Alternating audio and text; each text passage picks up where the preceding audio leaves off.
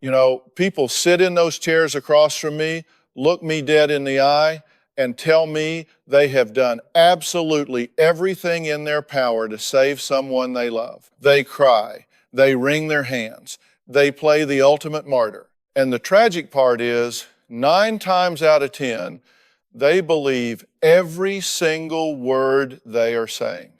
They really do. But let me tell you something I have learned from decades of sitting across from broken families. There is a massive life-altering difference between supporting someone and suffocating them under the guise of love. The most dangerous people who walk onto my stage are rarely the overt villains. They are the ones who are loving someone to death. I have seen every variation of family dysfunction you can possibly put on a television screen, and I can tell you right now, the hardest messes to untangle aren't the ones built on malice or anger. They are the ones built on help. That brings me to Sarah. Sarah was a 52-year-old woman who walked onto my stage looking like she was carrying the absolute weight of the world in her handbag. She had that exhausted, hypervigilant look of a mother who hasn't slept a full, peaceful night in a decade. She wrote into the show pleading for me to fix her 28-year-old son, David. According to her initial letters and the pre-interviews my producers conducted, David was an unmitigated disaster. He couldn't hold down a job for more than 3 months. His marriage had just spectacularly imploded. He was buried under a mountain of credit card debt, and he was currently living in a condo that she paid for, eating the groceries that she bought, and driving a car that was registered in her name. She came to me wanting a very specific outcome. She wanted me to look at David, point my finger at him, and tell him to grow up. She wanted validation. She wanted a national audience to pat her on the back, applaud her endless sacrifices, and say, "Wow, what an absolute saint." But I do not deal in validation when validation is actively destroying lives. I deal in reality. And the reality of this situation was glaringly obvious to me the moment I watched the backstage monitor before the cameras even started rolling. In the green room, David didn't look like a rebellious, hardened deadbeat. He was a 28-year-old man, but he sat there looking like a defeated, grounded 12-year-old. He was slumped over, staring at his shoes, barely speaking, and Sarah, she was buzzing around him like a frantic bee. She was fixing his collar, handing him a bottled water he didn't ask for, reminding him to sit up straight, and answering questions that my producers were directing specifically at him. She was doing his living for him. She was breathing his air. When you look at a dynamic like that, you have to ask yourself a very fundamental psychological question. What is the payoff? Human beings do not continue a behavior unless it is rewarding them in some way. We call that secondary gain. On the surface, Sarah was complaining bitterly about how exhausting it was to be David's safety net. She wept about her drained retirement accounts and her lack of a personal life. But underneath that martyrdom, she was getting something incredibly powerful. She was getting relevance. She was getting control. She had created an environment where her son was so profoundly crippled by her endless assistance that he literally could not survive without her. She wasn't his savior. She was his warden. As I walked out onto the stage and took my seat, the energy in the room was incredibly tense. Sarah immediately launched into her rehearsed narrative.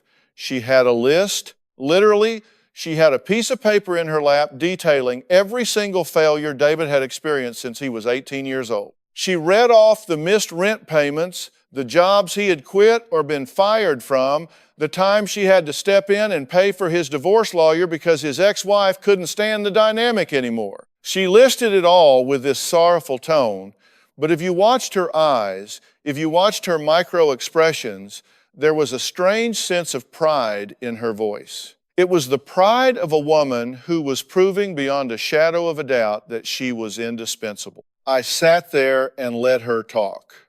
Sometimes the most powerful tool you have in a psychological intervention is silence.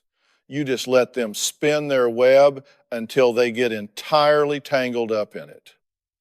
I watched David. Every time she listed a failure, he sank a little lower into his chair. He was completely emasculated, entirely hollowed out.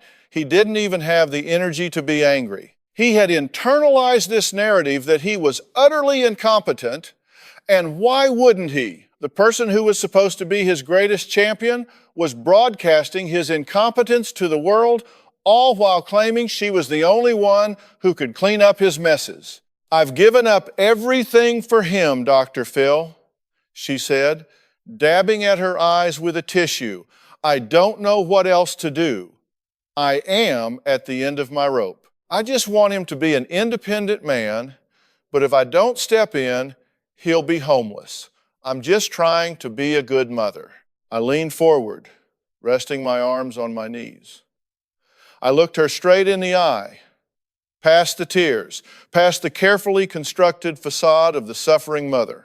I had to establish right then and there that the narrative she had brought to my stage was not the narrative we were going to work with. If I just went along with her premise that David was the sole problem and she was the helpless victim of his poor choices, I would be doing them both a massive disservice. I would just be another enabler in her long line of enablers. I took a deep breath.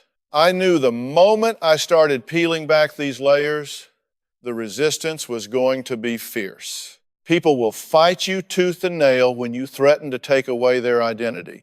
And Sarah's entire identity was wrapped up in being David's crisis manager. If David didn't have a crisis, who was Sarah? That was the terrifying void she was running from. And I was about to push her right to the edge of it. "Sarah," I said, keeping my voice incredibly calm but firm, "you say you want him to be an independent man.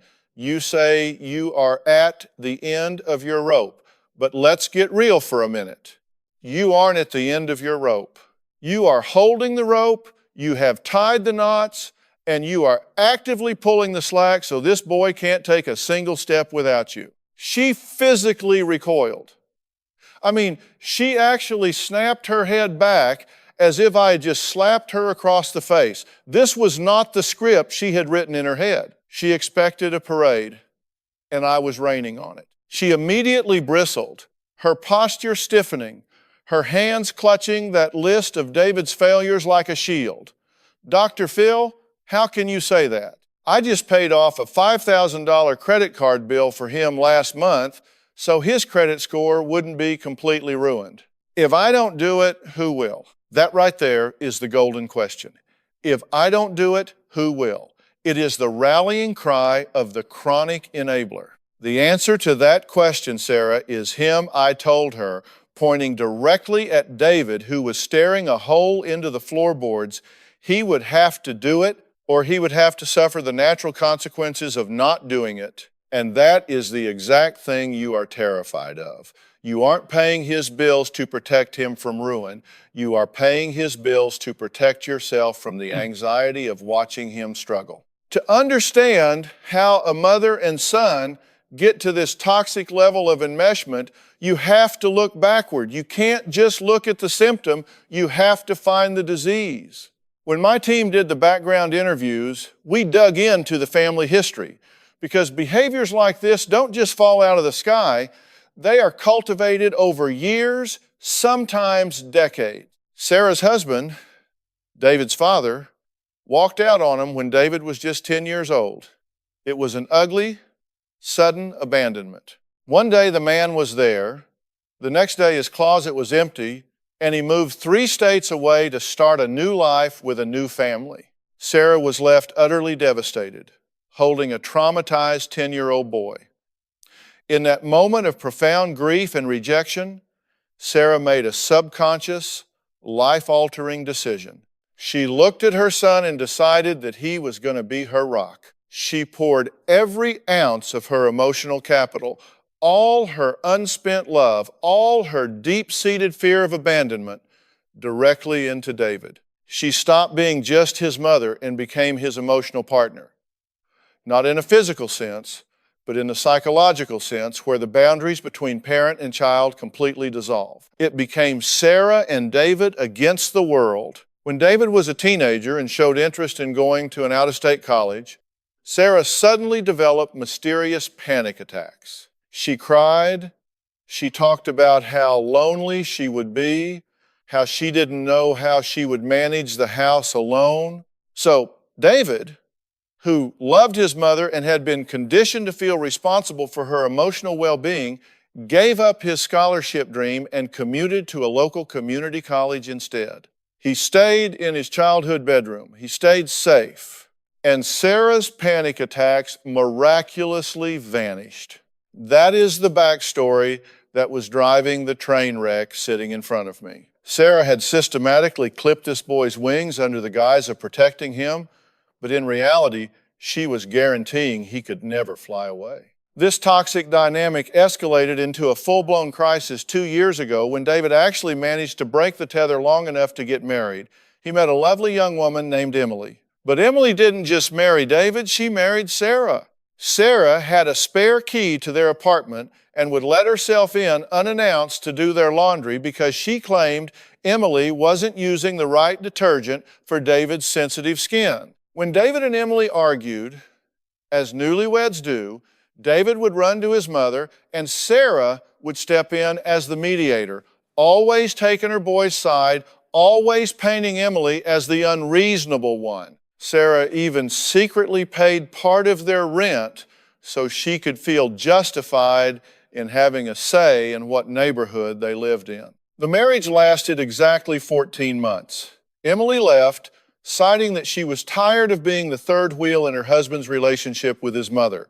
And what was Sarah's reaction to the divorce? She threw her arms open, welcomed David back into the condo she bought for him, and told him, "I told you she wasn't good enough for you. Mama will take care of everything." Now, sitting on my stage, she was complaining about the very monster she had spent 28 years creating in her laboratory of anxiety.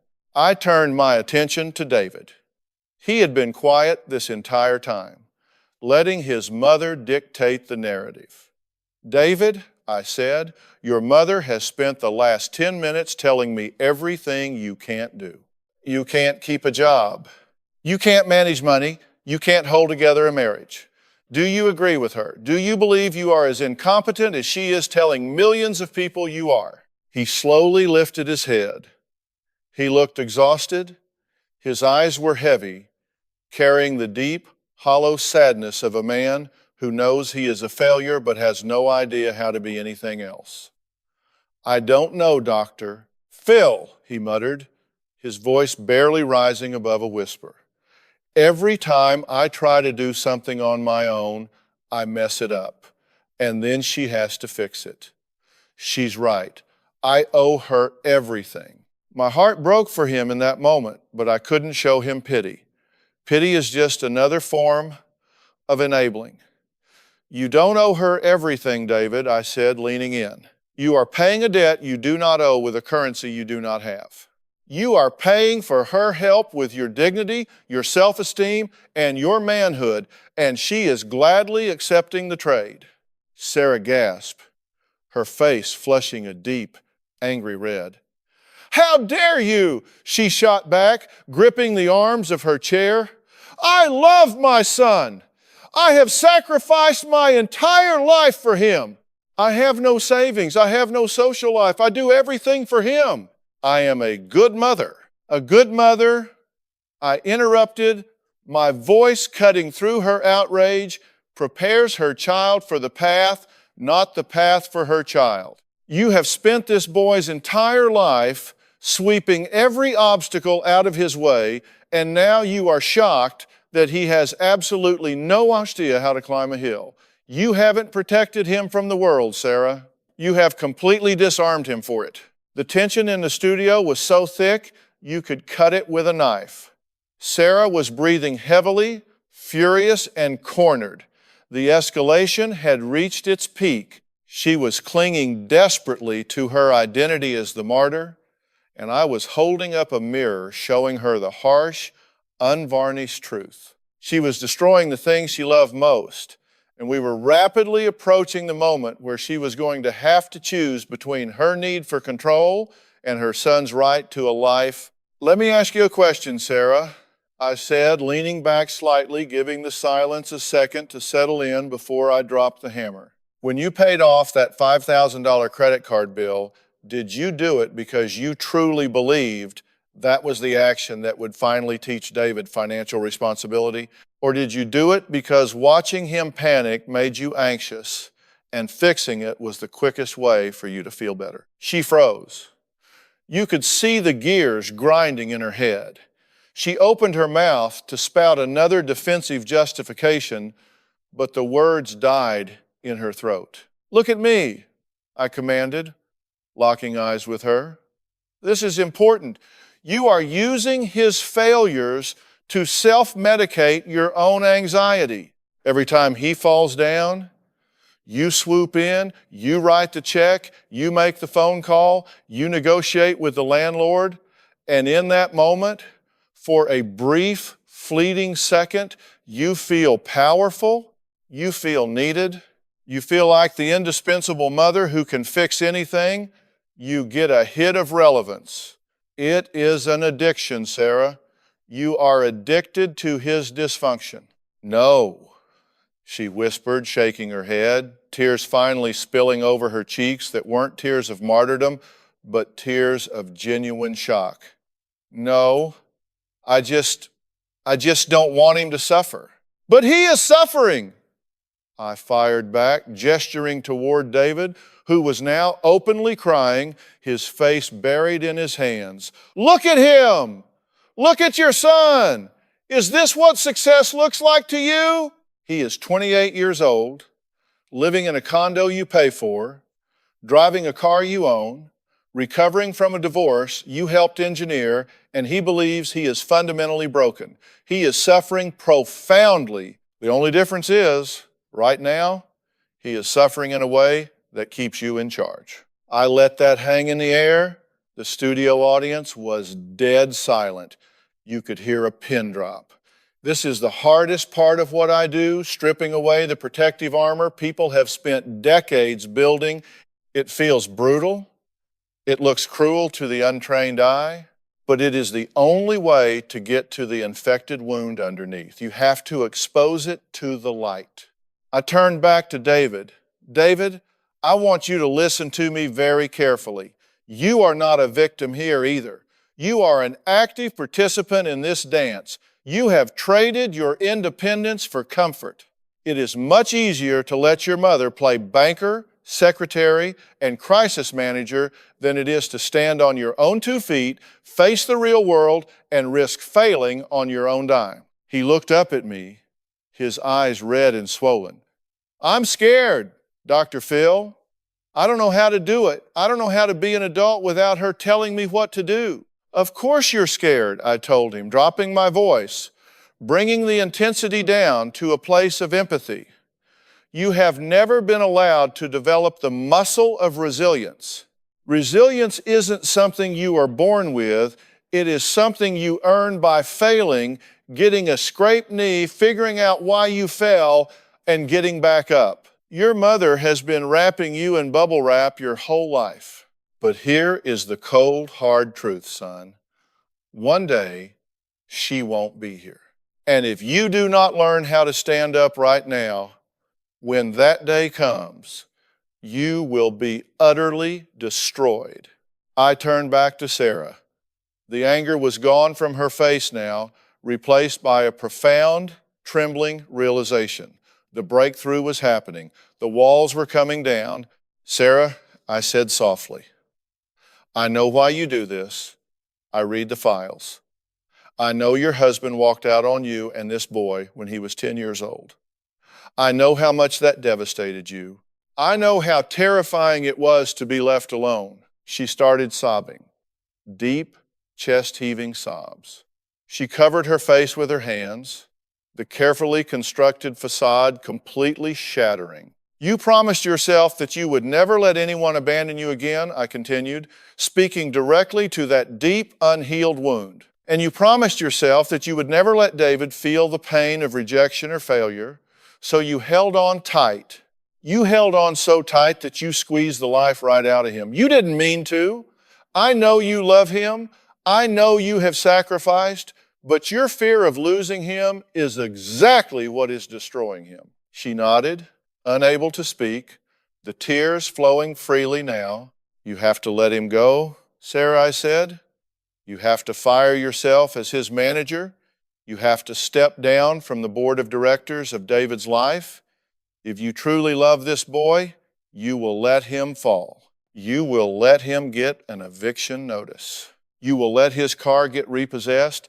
You will let him figure out how to navigate his own crises, because that is the only way he ever learn that he is capable of surviving them. It was a profound moment. You could feel the dynamic shifting right there on the stage. The invisible umbilical cord that had been strangling them both for nearly 2 decades was finally being acknowledged, and the scalpel was in my hand. But acknowledging the problem is only 10% of the solution. The other 90% is what you do when you walk off my stage and go back to the real world, where the old habits are deeply ingrained and the triggers are everywhere. I needed to give them a concrete, non-negotiable plan. Here is what is going to happen, I said, shifting into problem-solving mode. Sarah, you are going to go home and you are going to officially transfer the deed to that condo and the title to that car into David's name. You are going to take him off your credit cards. You are going to stop paying his bills. I don't care if the power gets shut off. I don't care if he has to eat ramen noodles for a month. You are out of the rescue business. Sarah looked terrified, but she was listening. But what if he loses the condo? What if he ends up on the street? She asked, her voice shaking. If he loses the condo, he will have to rent a room somewhere he can afford, I told her plainly. Millions of people figure it out every single day. And David is smart enough to figure it out too. But he won't do it as long as you are standing there with a safety net. You have to remove the net. I looked at David, and you, young man, you are going to get a job. I don't care if it's flipping burgers, sweeping floors, or digging ditches. You are going to find employment within the next 2 weeks, and you are going to start paying your own way. Furthermore, my team is going to set you up with an intensive, structured life skills coaching program. You are going to learn how to budget, how to build a resume, how to manage your time. You are going to learn how to be a man. Do you want to be a man, David? I asked him, the intensity returning to my voice. Do you want to wake up in the morning and look in the mirror and know that the life you are living is yours? Do you want to know that you earned the food on your table and the roof over your head? David hesitated for a fraction of a second, his eyes darting toward his mother. It was a deeply ingrained habit, an automatic reflex to check her reaction before forming his own thought. But Sarah, for the first time in perhaps 20 years, didn't jump in. She just sat there, her hands clasped tightly in her lap, tears streaming silently down her face. She was finally forcing herself to be quiet. He looked back at me, his jaw tightening slightly. A tiny spark of something resembling resolve flickered in his eyes. Yes, he said, his voice cracking slightly but louder than before. Yes, Dr. Phil, I do. Then you have to do the work, I told him, pointing a finger directly at his chest. You have to walk through the fire. There are no shortcuts. There are no bailouts. This is going to be the hardest thing you have ever done because you are starting a marathon 20 years late. You are going to fail. You are going to get frustrated. You are going to want to call her and beg her to fix it. And she is going to want to fix it. But if you pick up that phone and if she answers it, you are both choosing to stay sick. The confrontation phase was over and the dust was settling. We had broken down the fortress of denial, we had exposed the toxic secondary gains, and we had laid out a brutal but necessary roadmap for recovery. The tears on that stage were no longer tears of manipulation or martyrdom. They were the tears of two people who had just realized they had been slowly suffocating each other under the guise of love. But as any mental health professional will tell you, a breakthrough on a television stage is only the beginning of the journey. The real test comes when the cameras stop rolling, the audience goes home, and you are alone in your kitchen with a stack of past due bills and the overwhelming urge to revert to what feels safe, even if what feels safe is destroying you. I sent Sarah and David back to their respective lives with a team of aftercare professionals. We set up Sarah with intensive individual therapy to address her deep-seated abandonment issues and her crippling anxiety. We had to teach her how to find value and identity outside of being David's savior. She had to learn how to be Sarah, the woman, not just Sarah, the crisis manager. For David, we initiated a rigorous life skills boot camp. We didn't just tell him to go get a job. We gave him the tools to figure out how to do it. He worked with a career counselor, a financial planner, and a therapist who specialized in failure to launch syndrome. We created a strict, monitored timeline for the transfer of the condo and the car. The safety net was being systematically dismantled, wire by wire. Over the next 6 months, the reports from my producers and the aftercare team were predictably chaotic. Recovery from this level of enmeshment is never a straight line. It is a messy, agonizing process of 2 steps forward and 3 steps back. Within the first month, David missed a car payment. The anxiety spiked. He panicked. True to form, his first instinct was to call Sarah. He left her 3 frantic voicemails, practically begging her to just cover this one payment so he wouldn't get a late fee. In the past, Sarah would have had the money transferred before he even finished the 3rd message, but she was working her program. She was terrified. She was crying in her therapist's office, but she held the line. She texted him back, "I love you, David. I know this is stressful, but I believe in your ability to figure it out. I cannot pay this for you." That was a monumental victory for Sarah. It was agonizing for her, but it was the most loving thing she had done for him in 2 decades. David, furious and terrified, didn't know what to do. He ended up having to sell some of his video game consoles and a few other personal items to scrape the money together. He paid the bill 3 days late. He got hit with a penalty fee. It was an incredibly painful, stressful week for him. But you know what happened? He survived. He didn't die. The world didn't end. And for the first time in his adult life, he experienced the profound, empowering realization that he could navigate a crisis on his own. He felt the sting of a natural consequence, and he survived it. That one small victory began to snowball. By month 3, David had secured a full-time job working in logistics at a shipping warehouse. It wasn't glamorous. It was hard, physical work, and the hours were grueling. But he was showing up. He was earning a paycheck that didn't have his mother's name on it. He started paying his own utilities. He started buying his own groceries. Sarah, meanwhile, was slowly discovering a life outside of David's shadow. She joined a local gardening club. She started reconnecting with friends she had alienated years ago because she had been too busy managing David's crises to maintain adult relationships. She started taking painting classes. The hollow, exhausted look she had carried onto my stage began to fade, replaced by a tentative but genuine sense of peace. At the 6-month mark, we brought them back to the studio for a follow-up. The transformation was palpable before they even sat down. Sarah walked out looking 10 years younger. She was wearing bright colors, her posture was upright, and the frantic, hyper-vigilant energy was completely gone. She looked calm, she looked grounded, and David David walked out looking like a man. He had lost the defeated, slumped posture of the 12-year-old boy I had met in the green room. He looked me in the eye when he shook my hand. There was a quiet confidence in his demeanor that hadn't been there before. He had a job. He was paying his own rent. He had actually moved out of the condo Sarah owned and rented a smaller, cheaper apartment that he could afford on his warehouse salary. He was, for all intents and purposes, finally launching. They sat down, and I looked at them both, letting the silence stretch for a moment, just observing the new dynamic. They weren't sitting quite as close together as they had been 6 months ago.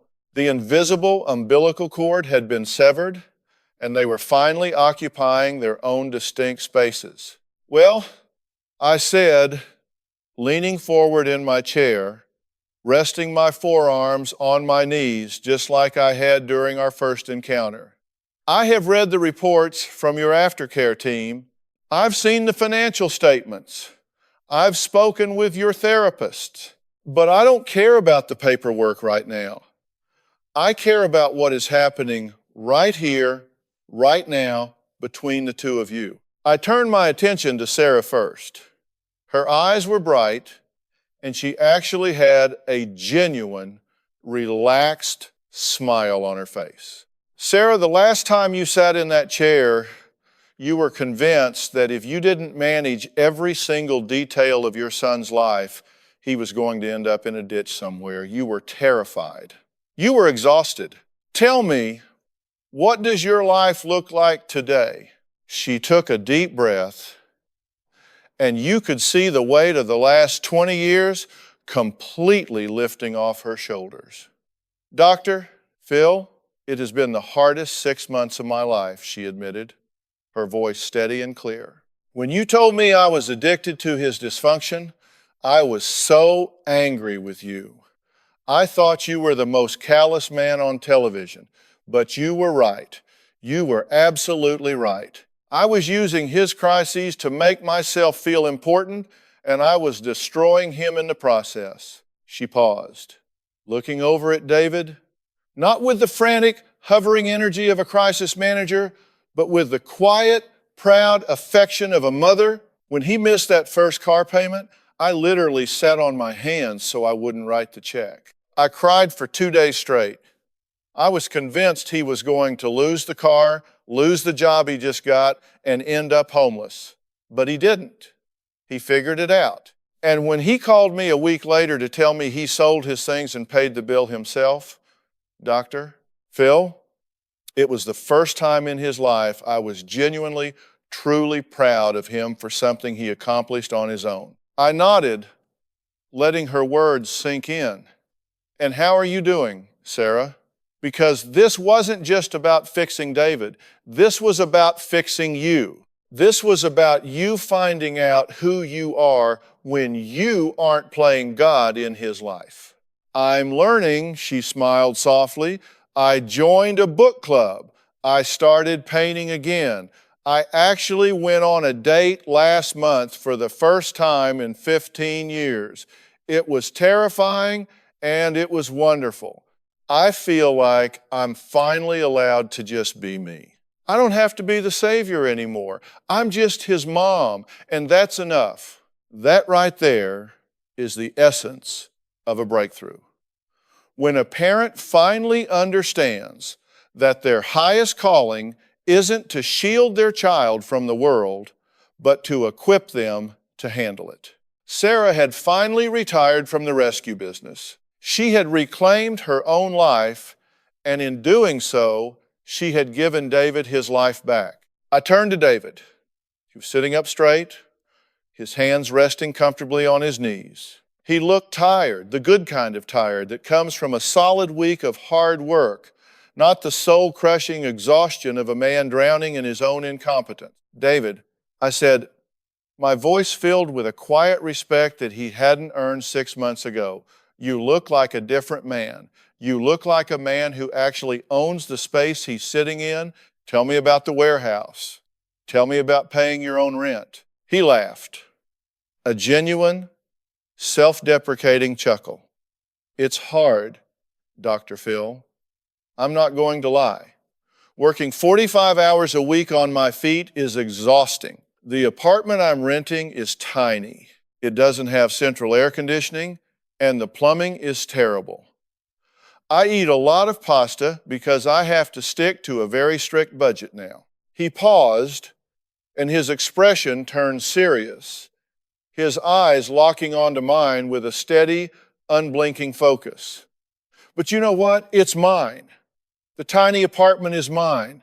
The groceries are mine. When I wake up in the morning and my muscles ache from the warehouse, I know I earned the bed I'm sleeping in. For the first time in 28 years, I feel like I actually have a right to exist in the world without someone apologizing for me or covering my tracks. I'm scared half the time, but I'm actually living. That fear you are feeling, David, I told him that is the feeling of growth. That is the friction of moving forward. The only people who aren't scared are the people who are standing completely still, letting life happen to them. You are finally happening to life.